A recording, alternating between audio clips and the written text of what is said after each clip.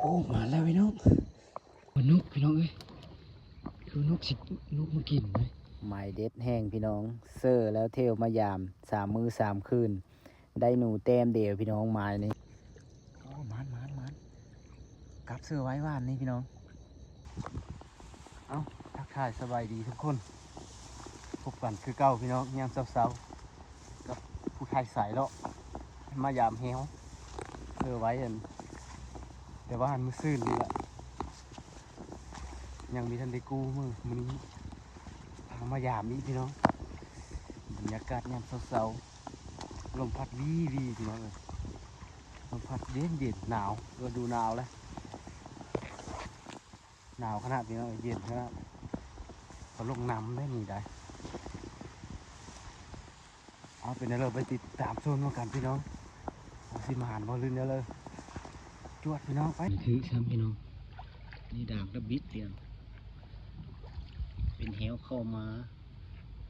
เรือแถวบ้านบ่าวผู้ชายชื่อเอิญก้องเกาะนะพี่น้องนี่คือการน้ำก็จะหลายนะพี่น้องเลยเมื่อนาเดียวสิเฮ็ดอันบางลันมาเสืออินเสือเย็นนะพี่น้อง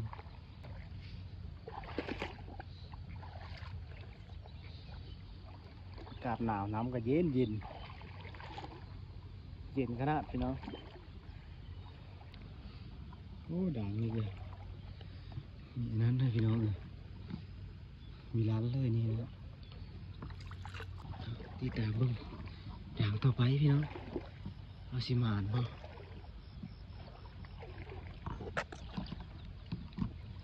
โอ้ตัวนี้ก็โอ้มันพาดแน่นี่พี่น้องพาดแต่ว่ามีอยู่พี่น้องโอ้มันคือมันลุดบ่หรือว่าแนวเรือวะนี่วะมีอยู่พี่น้องเสื้อเยื่อพวกมีจักเนาะพี่น้องเนาะเสื้อเยื่อเลยนี่เลยนะไฟโคบเก้าพี่น้องโอ้ตัวนี้ก็มีถือพี่น้องเอ้ยมีถือพี่น้องนี่นะลั่นพี่น้องนะแต่ว่ามีอยู่อ่ะมันไม่เลยอันนี้ลั่นอยู่พี่น้องแต่ว่าโอ้ลั่นอยู่แต่มันมีถือมีอยู่โอ้ตัวนี้ก็ลั่นเงือกันนะพี่น้องโอ้เป็นอันนี้เลยมีอยู่อ่ะอันนี้มันกับพานได้เหมือนกันโบงกันนะ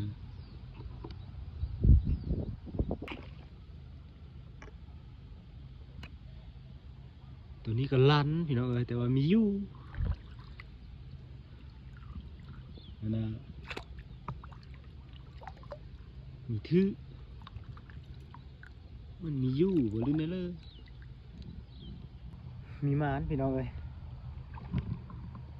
เสานี่มีหมานครับมีได้จักตัวเลย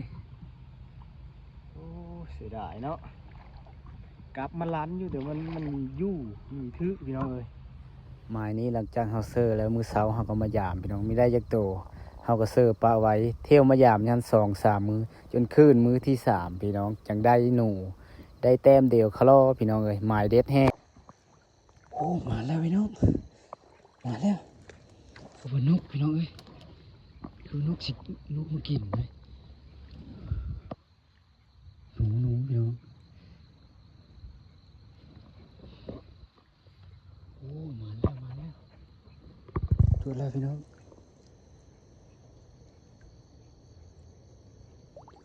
ตรวจตัวเนื้อพี่น้องมาแล้ว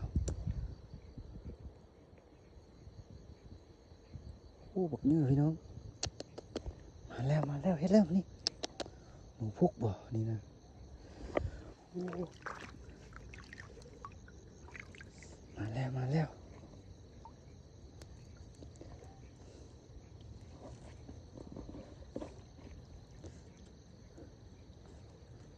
1 แต้มพี่น้องคนนี้นะมาหยามกับเสือไว้ตั้งแต่ว่านนี่รันอยู่นี่ถือว่านนี่นะ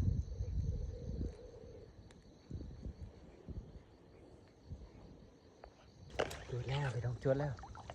มาแล้วมานี่ไปแล้วแต้มหนึ่งโอ้มันกลับเสือไว้หวานนี่พี่น้อง